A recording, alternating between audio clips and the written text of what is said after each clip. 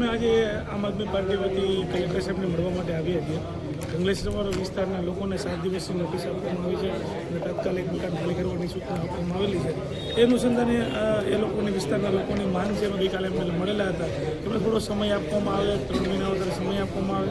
એ ઉપરાંત વૈકલ્પિક વ્યવસ્થા એમની કરવામાં આવે. આજે નાના બાળકોની પરીક્ષાઓ ચાલી રહી છે. એ લોકો શિક્ષણ, આરોગ્ય, આર્થિક બધા મુદ્દાઓના કારણે વિસ્તાર સાથે સંકળાયેલા લોકો છે. ખૂબ દુઃખી પરિસ્થિતિમાં છે અત્યારના સમયમાં. એમને કે મકાન પણ ભાડે મળતા નથી, મકાનની પણ વ્યવસ્થા એ લોકો કરી શકતા નથી.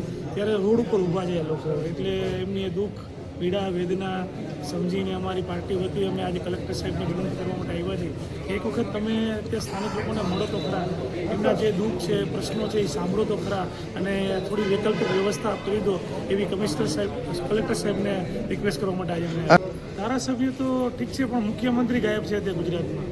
કોર્પોરેટરથી માંડી, ધારાસભ્યથી માંડી, કેબિનેટ મિનિસ્ટરથી માંડી, મુખ્યમંત્રીથી માંડી કોઈ જ કંઈ બોલવા માંગતું નથી. જ્યારે પ્રજાને જરૂરિયાત હોય, લોકોને જરૂરિયાત હોય ત્યારે કોઈ એમનો સાથ આપતા નથી. બરાબર, જ્યારે કહી શકે ને મોટી મોટી વાતો કરી રહી છે સરકાર વિકાસની નામની, પરંતુ જ્યારે સામાન્ય ગરીબોની વાત આવતી હોય, સામાન્ય લોકોની સુખાકારીની વાત આવતી હોય ત્યારે કોઈ લોકોની સાથે રહેતું નથી. એ ખૂબ દુઃખદ વાત કહી શકાય. ખરેખર એમને સાંભળવા જોઈએ, એમને મળવા માટે બરાબર આવવું જોઈએ અને લોકોની વચ્ચે રહેવું જોઈએ.